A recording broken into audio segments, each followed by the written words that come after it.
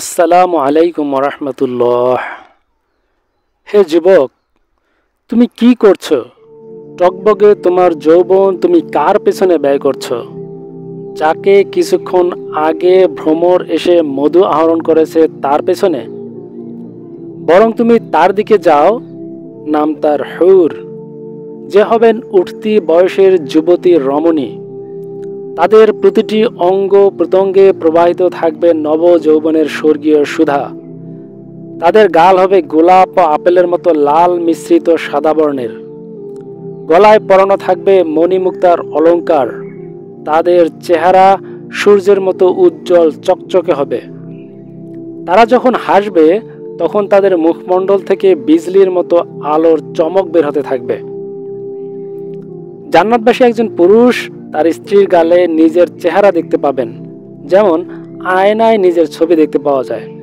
মাংস ও পোশাকের ভিতরে আচ্ছাদিত হাড়ের মগজসমূহ বাহির থেকে দেখা যাবে।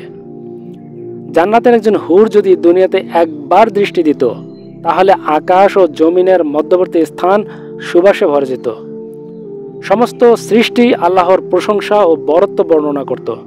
পূর্ব ও পশ্চিম প্রান্তকে তথা সমগ্র পৃথিবীটাকে সুসজ্জিত করে দিত।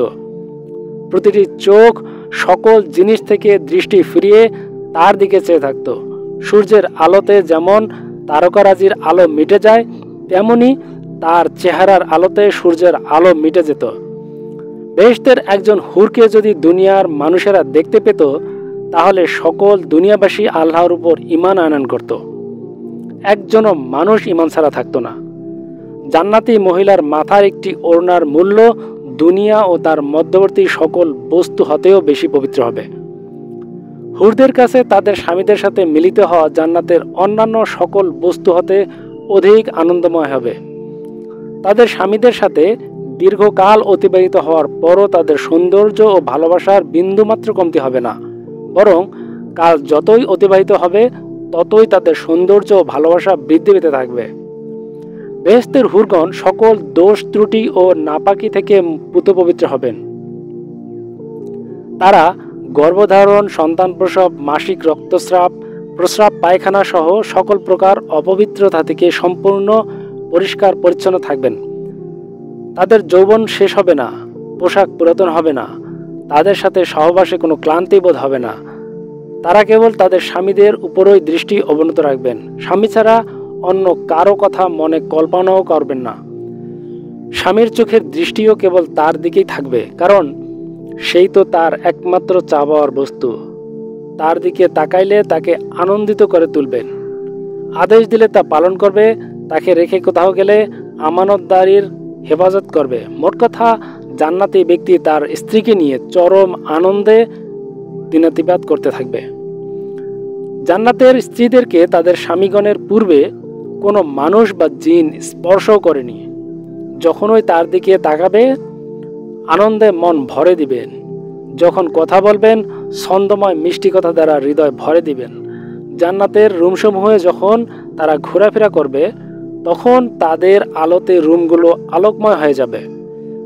বেহেশতের অধিবাসী নারী পুরুষগণ হবেন একই বয়সের পরিপূর্ণ যুবক যুবতী। আপনি যদি বেহেশতের হুরদের সৌন্দর্যের ব্যাপারে জিজ্ঞেস করেন, তাহলে আপনি কি চন্দ্র ও সূর্যের সৌন্দর্য ও উজ্জ্বলতা প্রত্যক্ষ করেছেন? তাদের চোখের রং সম্পর্কে জানতে চাইলে জেনে নিন যে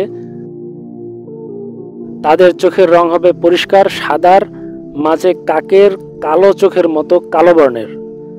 তাদের শরীরের কোমলতা হবে বৃক্ষের কচি শাখা পাতার ন্যায় নরম ও কোমল। আপনি যদি তাদের শরীরের রং সম্পর্কে জিজ্ঞেস করেন, তবে জেনে নিন যে তাদের শরীরের রং হবে প্রবাল ও পদ্মরাগের মতো উজ্জ্বল। জান্নাতে মুমিনদের জন্য রয়েছে সচরিত্রা সুন্দরী রমণীগণ। তাদের বাহিরের সৌন্দর্যের সাথে সাথে অভ্যন্তরীণ চরিত্র হবে অত্যন্ত সুন্দর ও পূতপবিত্র।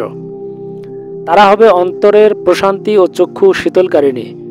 তারা হবে স্বামীদের কাছে অতি প্রিয় কোমল দেহ বিশিষ্ট আরব্য রমণীতুল্য। সেই রমণী সম্পর্কে আপনাদের কিরূপ ধারণা? তিনি যখন তার স্বামীর চেহারার দিকে তাকাবেন তখন তার হাসিতে জান্নাত আলোকময় হয়ে উঠবে। যখন তিনি এক প্রাসাদ থেকে অন্য প্রাসাদে গমন করবেন তখন আপনি দেখে বলবেন, এই তো সূর্য তার কক্ষপথ ছেড়ে এখানে চলে এসেছে। যখন তিনি তার স্বামীর সাথে কথা বলবেন তখন কতই না সুন্দর হবে সেই কথোপকথন। যখন তার স্বামীর সাথে আলিঙ্গন করবেন তখন কতই না সুন্দর হবে সেই আলিঙ্গন। হুররা যখন গান গাইবে তখন কতই না সুন্দর হবে সে গানের কণ্ঠ। যখন তাদের সাথে মেলামেশা করবেন কতই না আনন্দময় হবে সেই মেলামেশা। যখন তাকে চুম্বন করবেন তখন সেই চুম্বন হবে তার কাছে সবচেয়ে আকর্ষণীয় বস্তু। প্রিয় দর্শক, তাই দুনিয়ার নারী থেকে কষ্ট করে হলেও চোখ ফিরিয়ে লাভ বনুন জান্নাতের অপরিসীম সুখ শান্তি। আল্লাহ আমাদের সকল মুসলমানকে কবুল করুন। প্রিয় দর্শক, বুঝতেই পাচ্ছেন যে সামান্য দুনিয়ার পর্দানশীল সুন্দর রমণীগণ পেতে হলে কত কষ্ট করে নিজের চরিত্রের হেফাজত করতে হয়, আর সেই হুর গ্লেমান পেতে হলে কত কষ্ট করে এই দুনিয়ায় চলতে হবে।